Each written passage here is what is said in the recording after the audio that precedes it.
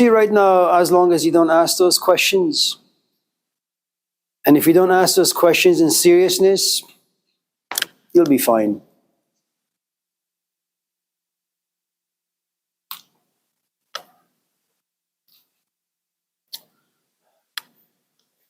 Are you kidding me?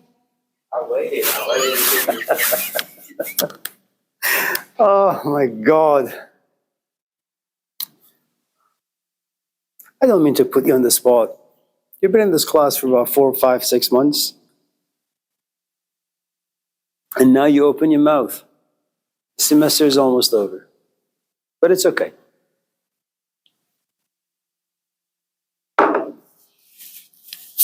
Before we continue, I want to tell you a story. I had a friend in high school. I went to high school here in Davis. His name was Paul Nakairo. His parents were Japanese. He was born here. Him and I met on the tennis court. And then we played tennis every single day for about 10 years. And then one day at the University of Sacramento State, there was this event, Japanese culture event. And we were walking to the class and he says, Amir, I just want to go there and see what the hell they're talking about. I said, come on, Paul, let's just go to class. He says, no, I want to go. I'll see you there. He goes there. I was supposed to meet him by the cafeteria at 12 o'clock. He didn't show up. He drops out of school, buys a ticket, goes to Japan, stays there for 10 years, gets married, has a child, comes back only to realize America is no place for him anymore. Goes back and lives there.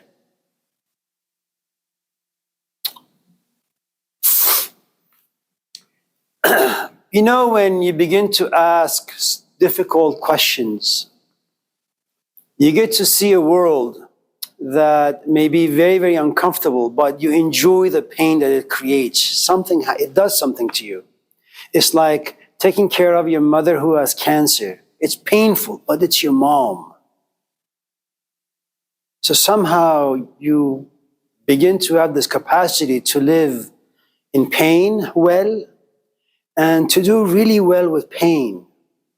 It becomes a tool that allows you to take care of your mom, and all of a sudden your relationship with her becomes closer. And then you begin to ask more difficult questions. Death, time, value, meaning, purpose, relationships, intimacy. Now imagine if you were to take those questions to your 18-year-old punkish friends, they would never come around you anymore. So when you ask questions that have depth, when they're profound, expect yourself to become very, very lonely. And in that loneliness, you will have intense emotions. Expect your emotions to find no home in language. And then you'll do something really, really interesting. You'll go to Berkeley Library, and out of 10 billion books that they have, you keep skimming through them, hoping to find a book that can put your emotions into paragraphs, into language. And then like a hungry person, you'll check out that book, or you'll sit on the bench somewhere, and you'll read cover to cover. You won't eat, you won't sleep, you won't do anything. Why? Because for the first time, what this book has done for you is allowed you to see your own reflection, your emotions, your thoughts, your loneliness in that book. And then you'll walk around in a daze for a week or 2 or 3 or 4. And then you'll call your friends, because you assume that just because you've read a book and just because you have access to some words that now you can express yourself eloquently. You can't. And then you know what's going to happen. When you realize you assumed wrongly things about yourself, that frustrates you. You're lonely, you're depressed, you're frustrated, and you got no friends.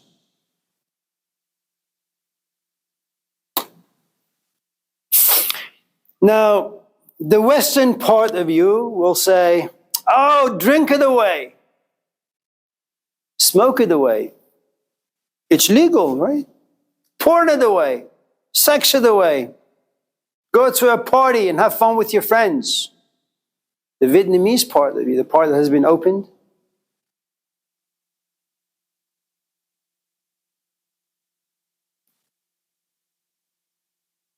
will rebel against this other part of you. And eventually one will win. But here's what you're going to do. You're going to drink. You're going to smoke. You're going to have sex. You're going to watch porn. You're going to go to parties with your friend. But this time, you will have something you never had before. Guilt. Shame. As you're smoking, you say to yourself, man, this is just messed up. I hate doing this. What other choice you got?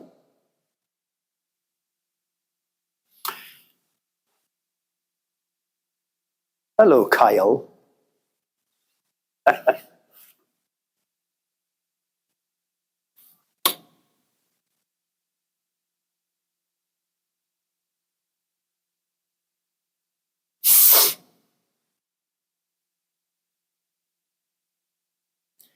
So, let me say what those of you in this class who may find yourself in this particular dilemma, what you should do. Okay?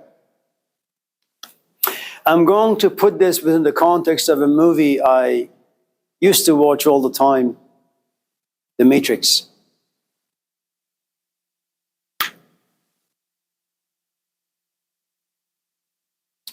The movie begins,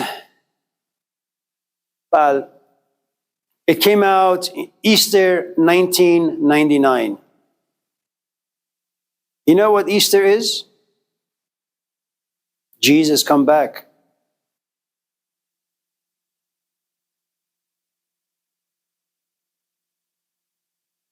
Why would Jesus want to come back? Because it's too dark. You need a flashlight. No one can see anything. Jesus is the flashlight. So whenever things become really bad, that's when the flashlight comes. So for those of you in this class who get really sad and depressed, and it's not brain chemistry, in other words, you are not born with some deficiency in your brain, it's psychological, life events, reflective events, sit in the darkness. Don't escape from it. Light will come. You just have to be patient. Now, the movie begins with 3 numbers. 506. 5 is a young man who was born in America, but his parents have given him a glimpse into a different tradition. 5 is a number of man. In your case, 5 is a number for an American man. A man who lives to the 5 senses. Consumerism, capitalism, retail therapy, partying, drinking, smoking, mistaking pleasure for happiness. A good life for a full life. Shit for food. There comes a point where man number 5 comes to say,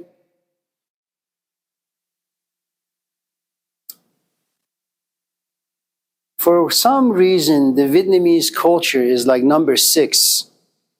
There's light in it, stability in it, respect in it, dignity in it. How do I get myself from number 5 to number 6? Well, how do you remove yourself from a bad relationship? You get out. What does it mean to get out? You got to enter 0. What does the number 0 mean? 0 means emptiness. 0 means death. 0 means detachment. 0 means isolation. 0 means non-existent. Now here's the thing you need to understand. What happens going from 5 to 6. In numerology, there are these master numbers, but the other side, you need to end up with a single digit. So you add 5 plus 0 plus 6, what do you get? You get 11. Then you have to add the two ones together. What do you get? You get number 2. What's number 2 in numerology? It's a number for conflict. You're American, you want to be Vietnamese. What's waiting for you? Conflict. Light and darkness, negative, positive, good and bad. Futility and meaning. Purpose and aimless. You have access to two worlds. A world that makes you feel like crap, and a world that pushes you into reflection, sadness, sorrow. You'll like it. It gives you culture. It gives you stories that you enjoy.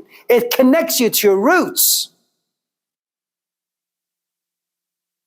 But it's not an easy bridge to cross. Conflict. So when you watch the movie, what happens? You have Thomas A. Anderson, who lives in room 101. He lives alone, doesn't sleep, and every day what does he do? He's looking, he's searching, he finds answers. But your name really is not Danielle, is it? Your name is Thomas A. Anderson. Why? Because Thomas is the disciple who had doubts. Should I follow Jesus? Should I not? Is he a prophet or is he one of those fake ones? Is he going to lead me to light or is it darkness? Should I go to Vietnam or should I stay here? Vietnam looks like a dump. Should I go there? Do I like the people? Can I really detach from America? Can I live in the dump? Can I get a job there? I don't even speak the language. Forget Vietnam. Let me stay in America. I have a waterbed. I got a job. I got friends. I got money. I go to school. What should I do? Conflict. And every time your desire to go to Vietnam grows, Thomas comes up. Why do you want to do that? Hang out with your friends. Look, they're all having a good time. They're all laughing, partying. Be like them.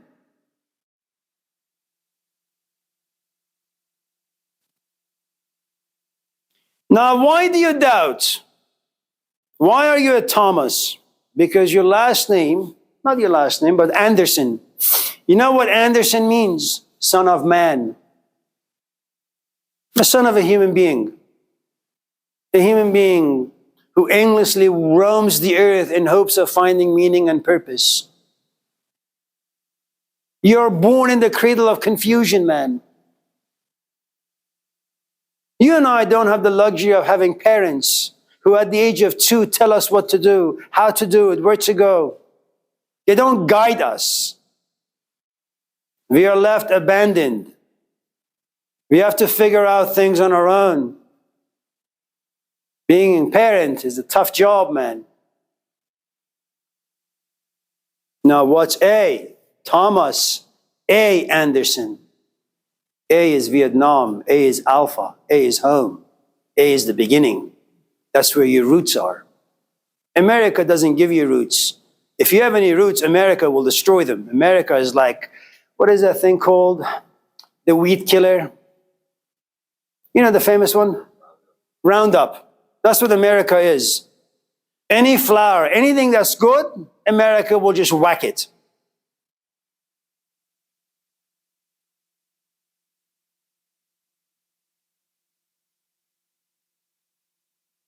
See, deep down you want to go to Vietnam.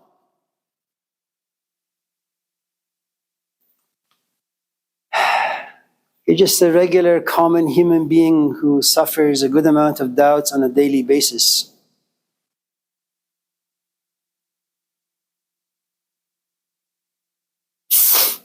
So what do you do? Like Thomas Anderson, who lives in room 101, you know what you do? You go home and you Google your culture. You Google your people. You Google your mythology.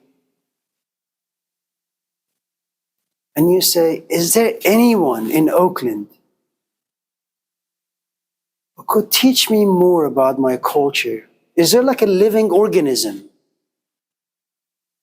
You know what you're looking for? You're looking for Morpheus. He is the Greek god of dreams. He is the only one who can bring your dreams to life.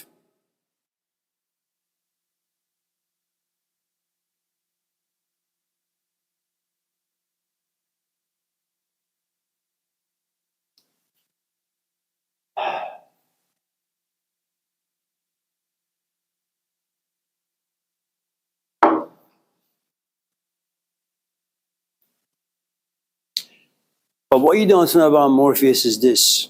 Morpheus has a cult.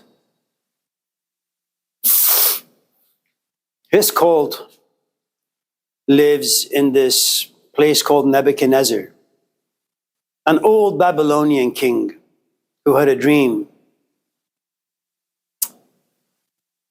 that, you know, those people who believe in this God, who have this temple,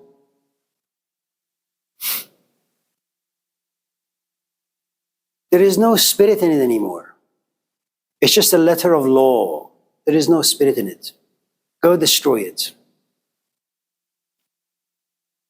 You know, if you find the Morpheus, what's going to happen to you? He's going to pull you up into this cult. And he's going to destroy everything you believe in. Everything. Why? Because he'll tell you that the culture in which you live will turn you into a Duracell battery. You come to class, every Tuesday and Thursday, I take a little bit of your energy. Then you go to your work, 8 hours, that takes a bit more of your energy. Then you go home exhausted. What can you do? You sit and watch TV, that takes a bit more of your energy. When it's 8 or 9, you have zero left to you. You pass out on your bed. Pathetic. You're very lucky that you don't have a Morpheus in your life, because he would have made your life far more devastating. See, all you have right now are just conflict. That's all you got. Morpheus pushes you into discipline. He makes you work really, really hard. Right now, you're only troubled by questions. But you know what he'll do? He'll push your questions towards responsibility. Be responsible for the questions you ask, and be responsible for the emotions that those questions bring about. So do you have any questions or comments before I continue?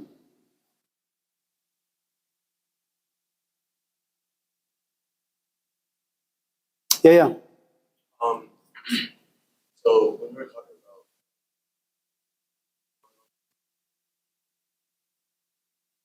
Vietnam, I'm kind of like last night I was researching Vietnam War. Vietnam would usually and the US would like go and put it down, bomb them, and like cause diseases. The like I even done it.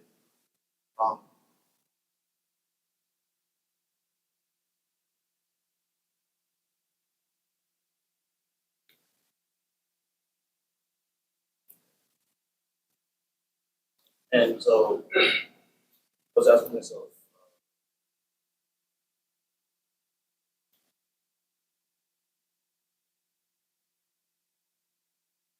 I understand. I want to tell you a story. It's a made-up one.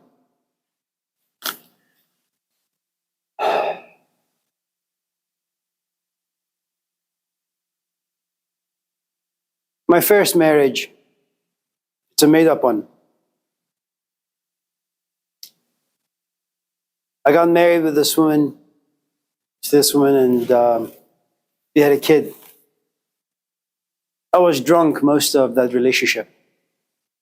And I was verbally, emotionally, sometimes even physically abusive. But I was far too selfish and unreflective to consider what I was doing and the impact of my actions on my wife and my kids. Eventually, they left me. And I said, thank God, I have my freedom back. Then I matured a little bit. I sobered up.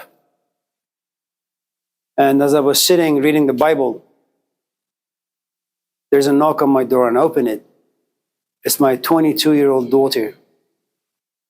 So, oh my God, I haven't seen you for like 15 years. How you been? She looks at me and says, shut up. I need to talk to you. Okay.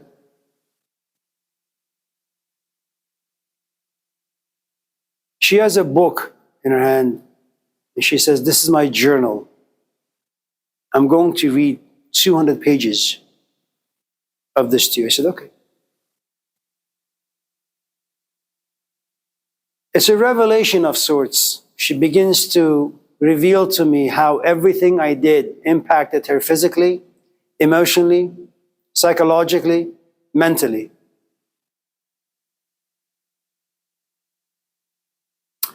And as she reads, I am tormented. She puts me in hell. Do you know why? I never considered her emotions. These are things I never knew. And now that I know, what I really want to do is find a bridge and jump from it. See, oftentimes you and I are protected by the things we don't know.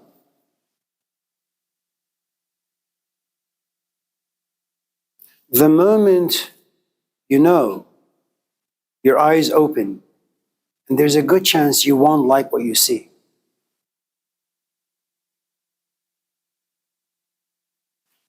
You know, if you really want to be happy in life, look at the things you don't like to see and find a way to cope healthily. See this man? Look at any marriage, any marriage. You want to find saints? You want to find religion? You want to find philosophy? You want to find good people? Look at relationships. Husbands and wives cope. They do their best not to verbally, emotionally, physically abuse each other, to do their best to protect their kids.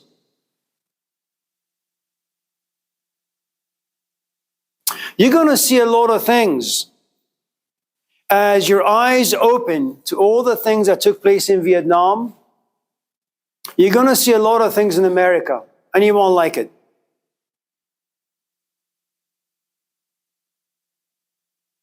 So what do you do with this? I'll tell you what you should do. You ready? You graduate from Laney, you'll enroll, you'll apply to UC Berkeley or Cornell or Oxford, and you'll study near or far Asian cultures. That'll be your major. And you will focus on the cultures that you enjoy most. And you know what will happen to you?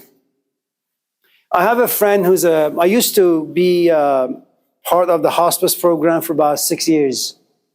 And when you're in the hospice program, what you do is you work with people who are sick and dying. You know, initially, it's traumatic. But you see, you're there to take care of people. You're not there to be taken care of. See, right now, when you read stuff, when you feel stuff, someone needs to take care of you. If you do this the right way, you know what's going to happen? As the patient in front of you has stage 4 cancer, pain every single day, their relatives, their kids or wives or husbands are there, you're not going to break down. You're going to work there profoundly sober. You're not going to lose it. You feel a great amount of emotions inside you, but you're also there to take care of the cancer patient, the brother, the sister, the husband, the wife, and the kids. Right now, because you're young, you're going to feel. And you're going to fall apart left and right. As your skin grows thicker, you're going to read, but you're going to be detached. You're no longer about feeling alone. You want to feel as well as understand. Then when you're 35 or 28 or 29 or 30, you're going to say, man, I have my PhD in Asian studies. What should I do? You know what you're going to do? You're going to apply at San Francisco State University. You're going to teach in their Asian studies program. What are you going to teach? Asian culture, specifically Vietnamese culture.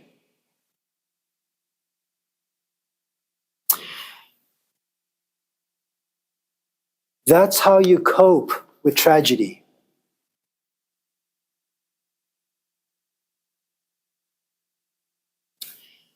What do you think the autobiography of Malcolm X is all about?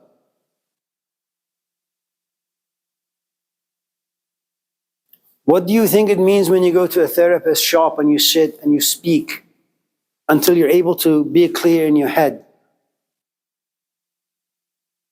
Feeling is great. It's your initiation, hopefully, into reflecting, understanding, and then expressing how you feel, how you understand.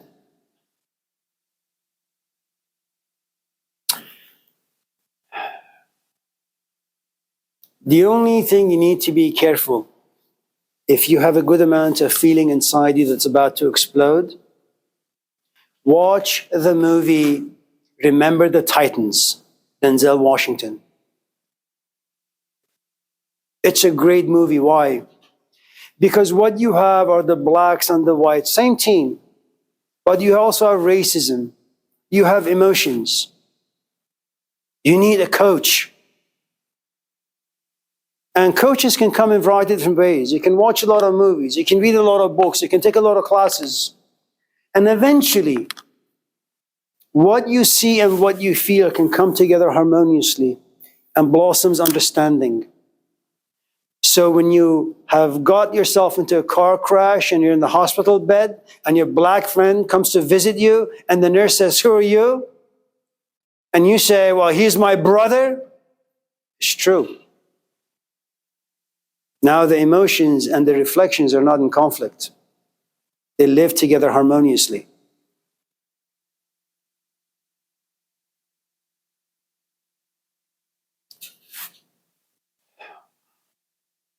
Today, I just came to have a good time. Do you have any questions or comments before we go?